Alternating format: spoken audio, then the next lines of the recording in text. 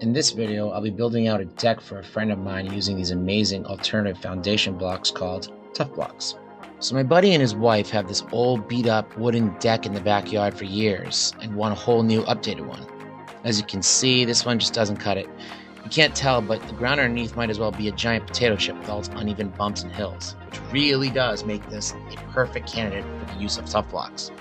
So the first step was obviously to demo this monstrosity. The initial boards came off relatively easily, but the last of it involved the, now old way of doing things with the cemented-in posts, which ended up being quick work once I simply decided to take the sawzall to it and cut them down as low to the ground as possible.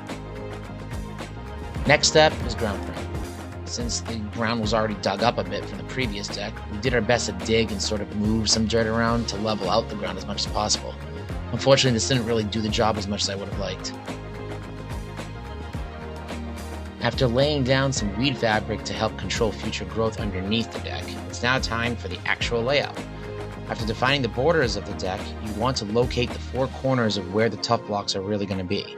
I measured in at about a foot in from each side of each one. This will then inset the blocks enough so that they won't be visible in the final outcome of the deck.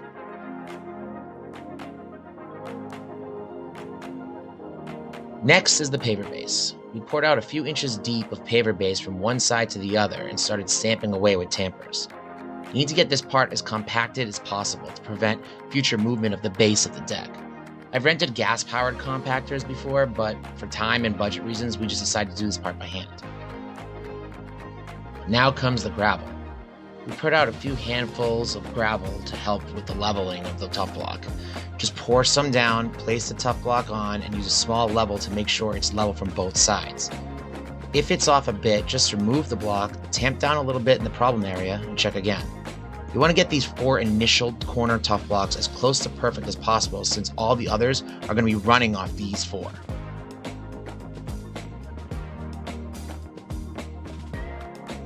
This frame was going to require a lot of various size posts to get all things leveled correctly, just based on how uneven the ground was. Some people just connect the joist to the side of the post using some screws or bolts like this, which usually is fine. But for added stability, I always like to notch out a space for the joist to actually sit into. This disperses the weight and stress on the deck to come from above as well as from the sides. Just gives it that extra strength to keep me sleeping at night. There are several ways of cutting out the notch. You can use a table saw or a circular saw. I went with a mitre saw this day, mainly because that's what I had available on site. Just measure out where the joist will sit and what the overall length of the post will be.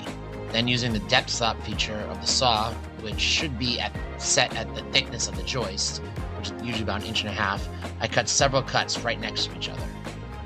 After you're done, you can enjoy the strangely satisfying part of hitting it with the hammer and watching all the pieces pop off. You can then clean up the rest with a chisel.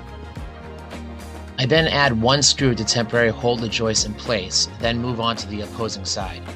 The one screw will keep the joist from falling off, but still let us be able to raise it up and down to find the correct height for the other corner that keeps the deck level. It helps have an extra set of hands here. Once you find the right height, you can go ahead and cut the other posts to size, including the notch, like you did before. And after adding the other posts, just make sure to add more screws to that first post.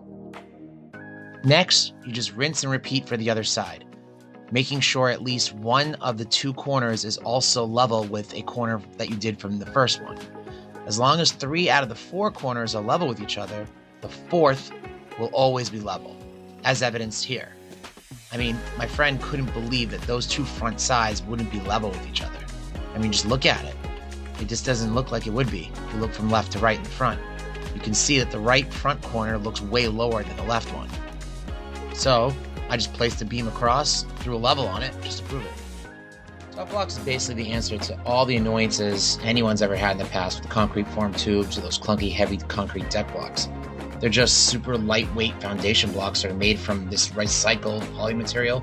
They're a faster and easier alternative to regular concrete blocks for building low-profile structures like decks, patios, and sheds, which make them perfect for this project in particular. They really are the perfect solution to any DIYer who wants to knock out a deck or patio in a short amount of time. The steps on using them are quite simple. 1. Ground prep, which involves marking out the area of the project and removing the topsoil. 2. leveling the ground underneath each one using a combination of paver base and gravel. Finally, 3. You just simply place the Tuff block down and decide if you want to lay the joist directly on them, or place a post into them instead to raise the deck first before attaching the joist to the post. It can fit virtually any size building material you can think of. At this point, you have your 2 sides. No more leveling needs to be done. Time to work on the connecting beams that will join the 2 sides together. Before doing so, we added joist hangers to make installing the joists later super easy. I like to first put them next to each other face up to help make sure they are evenly spaced at the same, which should be about 16 inches apart, except the first and last ones, which should be closer to 12 inches from the ends. This is in reference to those initial 4 Tuff blocks that we inset previously to be 12 inches from the ends of the final deck.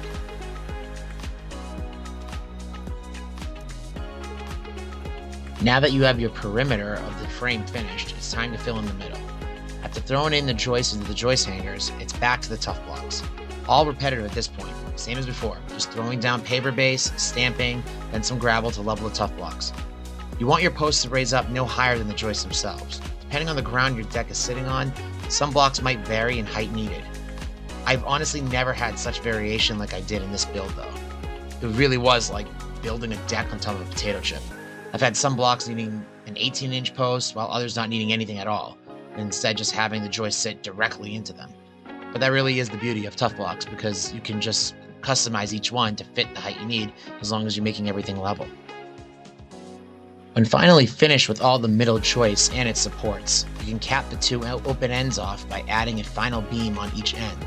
Remember, this was done to inset the TuffBlocks enough to put them out of view in the final outcome. Keeps the illusion of a floating deck. I then like to add some short spacer beams between them to give it extra strength, since these ends don't have the support of the TuffBlocks themselves. You may have noticed this black tape being added on top of the whole frame. This tape is called deck tape or joist tape. It helps to add longer life to the deck by adding an extra protective layer between the wood and the decking. It's a bit tedious, but I think it's totally worth it, because even pressure-treated wood really doesn't guarantee a super long life without rotting, especially if you live in a wet, humid location like we do. Okay, at this point, you can call the frame finished. The worst of it is over, in my opinion. We found this to be a good stopping point. Just called it a day here. Now for the fun part, decking. For this deck, the design we were going for started with laying the 12-foot composite decking across end to end with 1/4-inch spacing in between. I started things off with carefully laying the first one down flush on one end and flush on the side. I let any excess on the opposing end of each board just hang over for me to cut off later on. These boards were fastened down by using composite decking screws to screw them down from the top and into the joists, with the understanding that we will be plugging in the holes later afterwards. It helps to have a friend here again for this step. My buddy would pre-drill the holes while I followed him with the screws, made the process more efficient. Anytime I put the next board down, I just use a 1/4-inch spacer I cut out earlier to help keep the spacing a lot more consistent.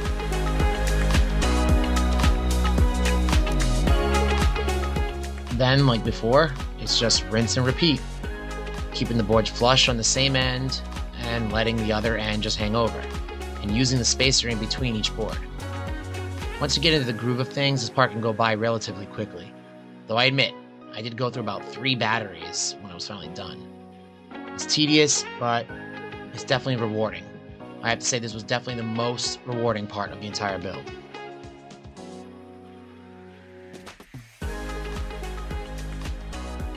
When finally done securing the top, I used my track saw to make quick work of cutting off the excess hangover of the boards on the other side. This got to be flush on all sides. Now for the sides. In our design, we wanted to wrap the sides of the deck in the same composite decking we actually used for the top, with mitered corners for a super clean final look. This would of course require some mitered cuts, so I set the miter saw to 45 degrees and cut one side. Then, with a temporary block of wood to help me hold the side up, I line up the first corner, screw it in, while marking where to cut the other side. Then after making the other cut, I bring it back, line it up, and it all fit quite nicely. Once all 4 sides are finished and cleaned up, you pretty much have the deck finished, at least for the most part. This is where the deck really comes to life though. I'm a huge fan of that wraparound look for the sides. Also, notice that unless you lay on the ground, the TuffBlocks are completely out of sight. That's where insetting them earlier came into play. We plan on building a couple steps for the front later on, so aside from that end, the other 3 sides just needed some baseboard PVC trim to bring this puppy home. And with that, I could finally call this deck a wrap. I say finally, but if you actually take note of the hours of build spent on this project, it didn't take longer than about 3 days of work. That's 2 people, which includes all the demo of the old deck and all the removal. That really is only possible because we use TuffBlocks. We didn't have to dig any large holes for the posts or lay cement down and wait 48 hours for the drying times, none of it.